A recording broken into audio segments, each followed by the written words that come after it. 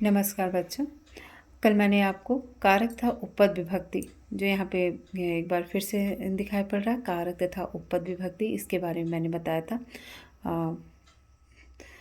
Video उसमें बहुत अच्छे से दिखाई नहीं दिया था, एक बार फिर से मैं दिखा दे रही हूँ। कारक तथा उपपद विभक्ति। कारक विभक्ति को मैंने स्पष्ट ही किया था कि जब शब्दों में कारक के चिन्हों के अनुसार विभक्ति, कारक चिन्हों के अनुसार विभक्ति का प्रयोग किया जाता है तो उसे कारक विभक्ति कहते हैं। और जब किस विशेष पद के कारण किसी विशेष विभक्ति का प्रयोग किया जाता है तो उसे उपपद विभक्ति कहते हैं। अच्छा, हम प्रयोग कैसे, और तो कुछ विशेष शब्द भी बताया गया था इसमें कि प्रथमा विभक्ति, द्वितीय विभक्ति कैसे कैसे लगते हैं, कुछ विशेष शब्द बताए गए थे, स्पेशली उपपद विभक्ति के बारे में। आज हम बात करेंगे यहाँ पे विभक्ति प्रयोग, विभक्ति प्रयोग का, कि कहाँ पे कारक विभक्ति प्रयोग करेंगे कारक चिन्हों के अकॉर्डिंग, और कहाँ पे उपपद विभक्ति का प्रयोग करेंगे। इसके पहले एक वेरी इंपॉर्टेंट, ये भी एक छोटा सा टॉपिक है जो आप लोगों का रहता है कि काफ़ी कंफ्यूजिंग होता है कि किस में लगता है। मैंने बताया था कि यहाँ पे एक टॉपिक है आपका संस्कृत में नम धातु। अच्छा, इसमें कन्फ्यूज़न बहुत होता है कि कहाँ पे ईश्वराय नमः चतुर्थी विभक्ति लगेगी और कहाँ पे द्वितीय विभक्ति लगेगी। तो आज हम इसको स्पष्ट ये करते हैं कि संस्कृत में नम धातु और नमः शब्द के योग में अलग अलग विभक्तियों का प्रयोग होता है। याद रखिए, नम धातु होती है और नमः एक शब्द है आपका। तो नम धातु में और नमः में अलग अलग कैसे, नम धातु के योग में हमेशा द्वितीय का प्रयोग होता है, जैसे अहम पितरम नमामि। अब यहाँ पे पितराय नहीं होगा क्योंकि नम धातु है, यहाँ पे नम धातु का है। तो मैं पिता को नमस्कार करती हूँ, तो कर्ता ने कर्म को ऑलरेडी यहाँ पे कारक चिन्ह के अकॉर्डिंग है, तो यहाँ पे पितरम हो जाएगा। मैं पिता को नमस्कार करती हूँ, यहाँ पे नम आपका धातु है, ठीक है। तो नम धातु में आपका द्वितीय विभक्ति होगा, सह ईश्वरम नमति, वह ईश्वर को, और यहाँ पे कारक चिन्ह भी द्वितीय ही प्रयोग हो रहा है, ईश्वर को नमस्कार करती है। तो जिसको नमस्कार किया जा रहा है, तो ईश्वरम, किसको नमस्कार किया जाता है, नम धातु के योग में द्वितीय विभक्ति होगी। लेकिन नमः शब्द के योग में चतुर्थी विभक्ति होगी। नमः शब्द के योग में चतुर्थी विभक्ति का प्रयोग ईश्वराय नमः, ईश्वर के लिए नमस्कार है। दुर्गाय नमः, दुर्गा के लिए नमस्कार के लिए आ रहा है, तो वहाँ पे नमः शब्द चतुर्थी विभक्ति का प्रयोग होगा उसके। लेकिन नम धातु अगर प्रयोग किया जाए तो वहाँ पे द्वितीय विभक्ति होगा। उम्मीद है कि आप लोग समझ रहे होंगे। अक्सर कन्फ्यूज़न होता है, बच्चे पूछते हैं कि मैम यहाँ पे चतुर्थी विभक्ति होगा कि यहाँ पे द्वितीय, क्योंकि नम और नमः में अंतर ही नहीं कर पाते हैं कि यहाँ पे नमः हो रहा है तो चतुर्थी विभक्ति होगी, और नमति हो रहा है तो धातु में अगर आ रहा है कि को और द्वितीय विभक्ति का चिन्ह भी लग रहा है तो वहाँ पे द्वितीय विभक्ति का प्रयोग होगा।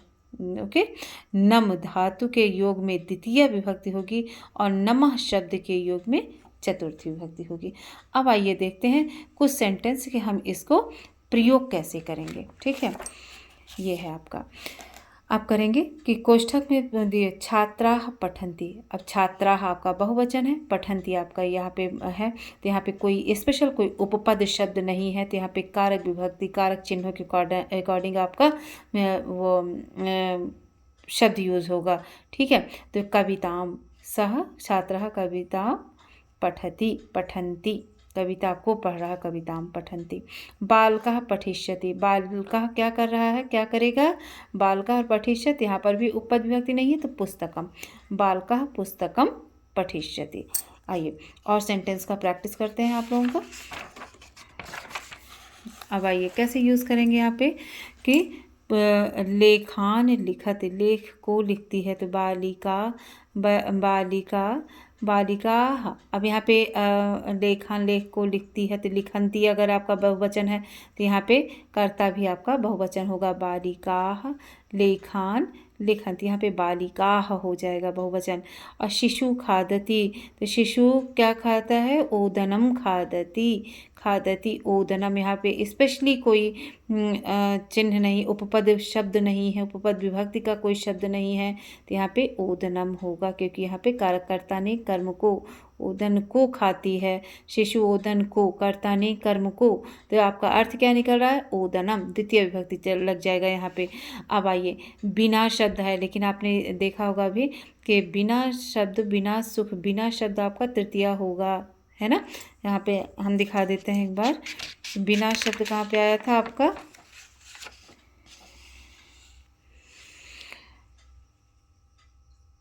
अनु, सेब, गम धातु के उपसर्गों सहित। ओके, यहाँ पे बिना, अब यहाँ पे तृतीय विभक्ति आ गया ना। अब कोई उपपद विभक्ति का अर्थ हो, अभी तक कारक विभक्ति चल रहा था, लेकिन अब विभक्ति उपपद विभक्ति कैसे यूज हो गया? क्योंकि यहाँ पे बिना शब्द आ गया। ठीक है, अब हम इसके अकॉर्डिंग हम क्या करेंगे? अगर बिना आया है तो बिना के योग में तृतीय विभक्ति होगी, तो धर्मेण बिना सुखम नास्ति न भवति। धर्म के बिना, क्योंकि बिना शब्द आया है तो धर्मेण हो जाएगा, धर्मेण। अब प्रति बालकः गच्छति, तो प्रति आपका द्वितीय विभक्ति में आता है तो विद्यालयम हो जाएगा, क्योंकि द्वितीय विभक्ति में एक वचन में विद्यालयम होता है। फलम फले फलानि, फिर फलम फले द्वितीय विभक्ति में भी, तो प्रति आपका द्वितीय विभक्ति है तो विद्यालयम प्रति बालकः गच्छति। परितः, अब परितः भी आपका द्वितीय विभक्ति है, उपपद शब्द आ गया, उपपद विभक्ति का ये शब्द आ गया, तो नगरम परितः जलम अस्ति। अब सह आ गया, डैश सह सोहनः गच्छति, तो सह साकम समम सार्धम में तृतीय विभक्ति होगी, तो सह के योग में क्या होगा? तृतीय विभक्ति, तो रामेण सह सोहनः गच्छति के साथ, तो सह साकम, तो राम में तृतीय विभक्ति हो जाएगी।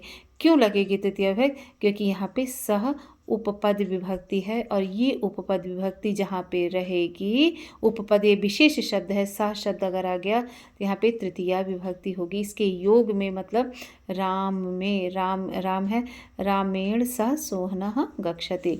अलम, अब अलम कोलाहलेन, तो यहाँ पे अलम शब्द भी तृतीय विभक्ति है, तो अलम के योग में जो शब्द रहेगा तो कोलाहलेन तृतीय विभक्ति यहाँ पे हो गया। अब डैश फलानी रोचनते, रुच धातु है, तो रुच धातु है, तो रुच धातु हमारे चतुर्थी विभक्ति में आता है, तो मह्यम होगा कि फल अच्छे लगते हैं। तो मह्यम कैसे आएगा? चतुर्थी विभक्ति, प्रथम विभक्ति में अहम आवाम वयम, द्वितीय मामाम अस्मान, मया आवाभ्यम अस्मभ्यम, मह्यम आवाभ्यम अस्मभ्यम, तो मह्यम चतुर्थी विभक्ति आ गया ना, तो क्योंकि रुच धातु आपका चतुर्थी विभक्ति है अस्मत् का। ठीक है, तो मह्यम हो जाएगा, मह्यम फलानी रोचनते, मह्यम। अब आइए यहाँ पे कैसे और भी प्रैक्टिस करते हैं, प्रैक्टिस से ही आपको अच्छे से समझ में आता है। क्वेश्चन में दिए गए अनुचित रूपेण चिन्ह प्रदर्शित, अब यहाँ पे कौन सा सही है कौन सा नहीं। अब जाहिर सी बात है कि यहाँ पे मार्गम है और मार्गस है, तो उभयतः वृक्षा सन्ति, तो यहाँ पे उभयता होगा, क्योंकि उभयता है तो यहाँ पे मार्गम सही होगा, क्योंकि उभयतः परितः निक्षा ये कहाँ पे हो जाएगा। अब मार्ग के दोनों तरफ वृक्ष हैं, अगर के शब्द लगाया जाए तो यहाँ पे कारक विभक्ति से षष्ठी विभक्ति होगी, लेकिन मैंने कहा था उपपद शब्द अगर ये सब आ जाएं, कुछ विशेष शब्द बनाए हैं कि उसमें अगर ये शब्द आता है तो यही विभक्ति होगा, तो यहाँ पे मार्गम होगा, मार्गम उभयतः वृक्षाः सन्ति। धनिकम या धनकाय धनम रोचन्ते, तो रुच धातु किस में आता है? चतुर्थी विभक्ति में आता है, तो रुच धातु चतुर्थी विभक्ति में धनिकम नहीं होगा, धनिकाय होगा, क्योंकि ये रुच धातु, ये याद करना पड़ेगा आपको कि रुच धातु की कौन सी विभक्ति है, कारक विभक्ति है, उपपद विभक्ति में आ रहा था, ये उपपद विभक्ति में आ रहा था, यहाँ पे धनिकाय होगा।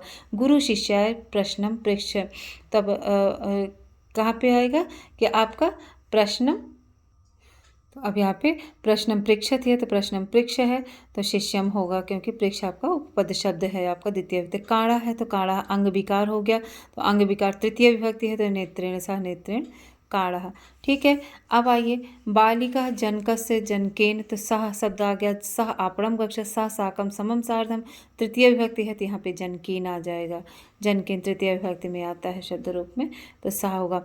पत्रम लिखति सह, तो किसी की सहायता के द्वारा अगर कोई चीज़ पूरा होता है तो कलमेन हो जाता है, यहाँ पे तृतीय विभक्ति होगा, कलमेन पत्रम लिखति से के द्वारा, आता है ना, तो कल में ना आ गया है। यहाँ पे उपपद विभक्ति नहीं आता है, लेकिन कोई किसी से अगर कोई से के द्वारा तो तृतीय विभक्ति हो गई। अलम कोलाहलेन, अलम शब्द तृतीय विभक्ति में आता है, तो तृतीय विभक्ति में कोलाहलम नहीं होता, कोलाहलेन होता है, बालकीन करके आता है।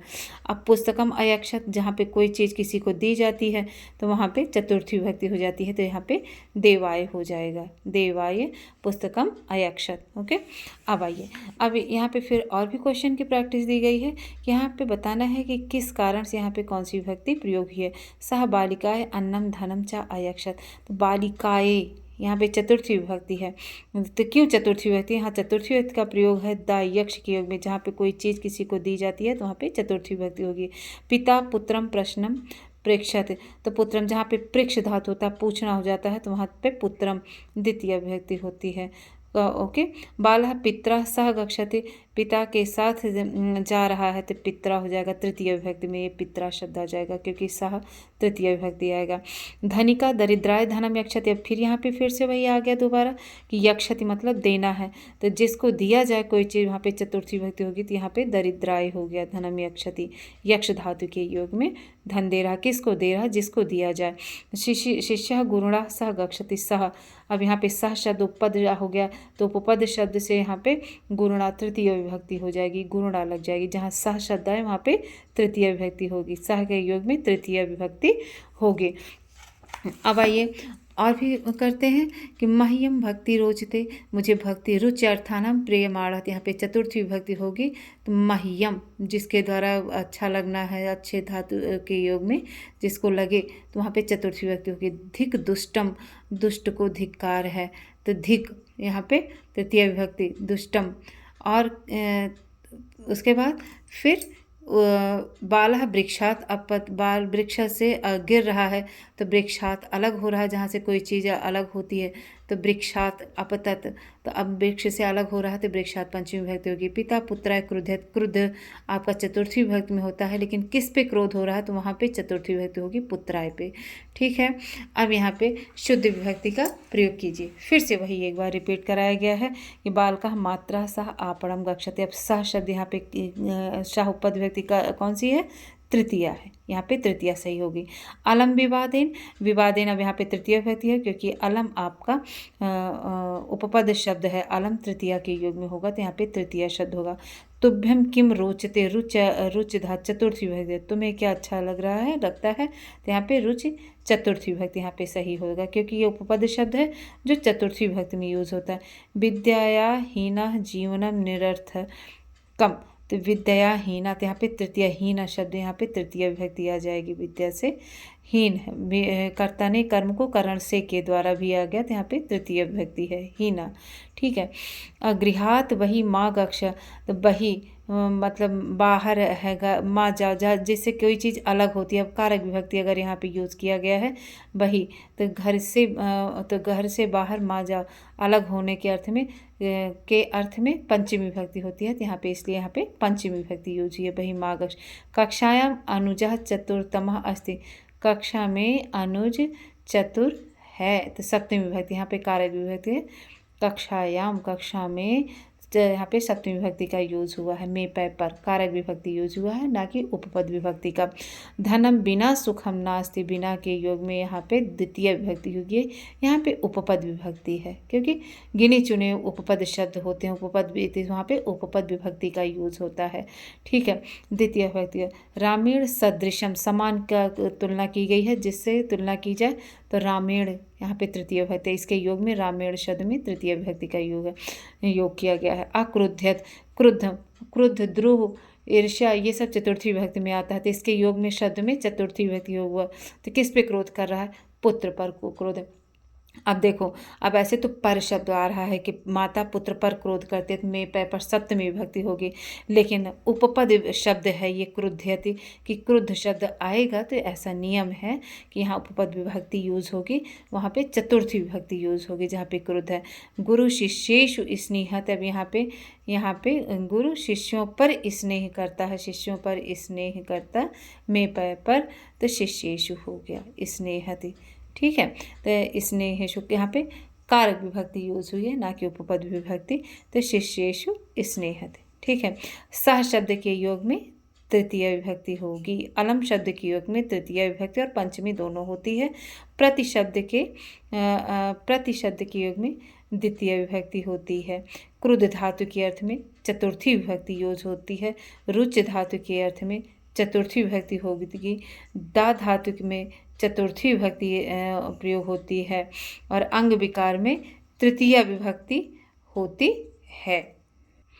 और हाँ, ये भूल गए थे, गत्यर्थक धातुओं में भी द्वितीय विभक्ति होती है और प्रति शब्द के योग में भी द्वितीय शब्द का प्रयोग होता है। मुझे उम्मीद है कि इतने उदाहरणों से आप लोगों को और अच्छे से समझ में आया कि कहाँ पे कारक चिन्ह प्रयोग किएंगे और कहाँ पे उपपद विभक्ति का प्रयोग कैसे किया जाता है सेंटेंस में। ठीक है, कैसे लगा ये कमेंट्स करके आप मुझे ज़रूर बताइएगा। धन्यवाद।